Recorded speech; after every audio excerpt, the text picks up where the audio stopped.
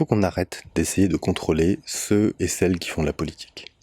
Moi, je suis d'accord, si on veut être tous libres et égaux, il faut pas que des gens qui décident des règles pour tout le monde puissent faire n'importe quoi. Mais concrètement, c'est pas possible. Toi, moi, nous, on est des humains, des humaines avec des affects, des vies, des désirs.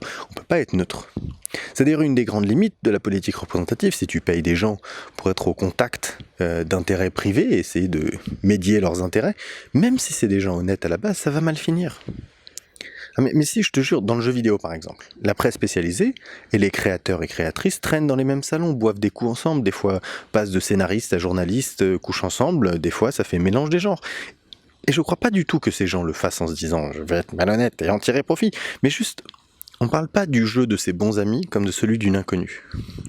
Et heureusement, on comprend le travail que ça a demandé, on est en empathie, on a envie que ses amis réussissent. Alors pour essayer de préserver la neutralité, on essaie de mettre en place des règles de distance. Pour les jeux, on pourrait tirer au hasard dans une rédaction de journal de façon à ce qu'on ne tombe pas sur ses potes pour tester les jeux. On pourrait dire que les journalistes doivent déclarer leurs conflits d'intérêts, etc. Mais tu vois, moi je parle des jeux parce que c'est mon domaine, mais t'imagines bien qu'en politique, qu'en médecine, c'est partout la même chose.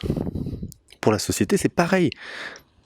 En ce moment, je crois que c'est évident pour toi comme pour moi que les règles qu'on a marchent pas super bien. Alors, il faudrait imaginer autre chose. Se placer derrière ce qu'on appelle, en système design par exemple, un voile d'ignorance. On design une société sans savoir quel rôle on y aura dans cette société, et à la fin, on sait qu'il y aura un tirage au sort et on sera réparti aléatoirement. Tu pourrais finir cadre sup et moi éboueur, ou l'inverse. Sachant qu'il y a plus d'éboueuses que de directrices, on a tous les deux en tout cas, intérêt à designer une société dans laquelle les éboueuses sont bien payées, et au moins aussi bien traitées que les PDG du CAC 40. Plus réaliste, on pourrait tirer au sort des élus.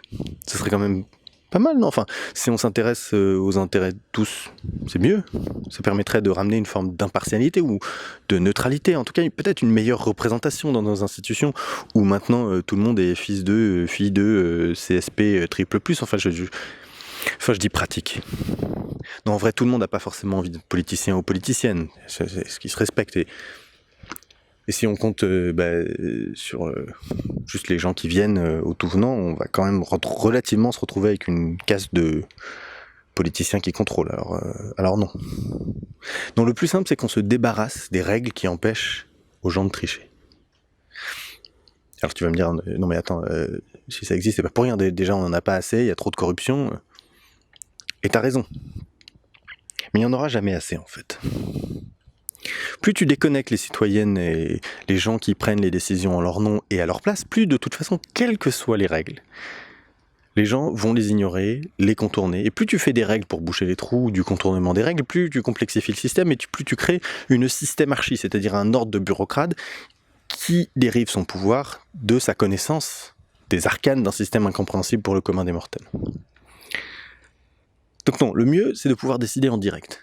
Plus on donne de pouvoir aux gens qui composent la société, à nous, citoyennes, citoyens, plus elles seront responsables. En sciences sociales, on a remarqué depuis quelques décennies que plus tu donnes de responsabilités aux gens, plus l'autonomie et la connaissance du système augmentent. Et inversement, moins t'en donnes, plus tu fais des vagues votes tous les 5 ans, moins les gens vont s'intéresser à la politique. C'est comme tes muscles, si tu fais du sport une fois tous les quinquennats, ton système il va rouiller. Et donc nous, on n'aurait qu'à faire l'inverse. T'en penses quoi? On va donner aux gens le droit de vote direct avec la représentation, mais dans l'idée qu'on n'est pas exclusivement aux mains des représentants. Donc les boulangers, les agricultrices, les puriculteurs, les directrices, les pauvres, les riches auront des choses à dire.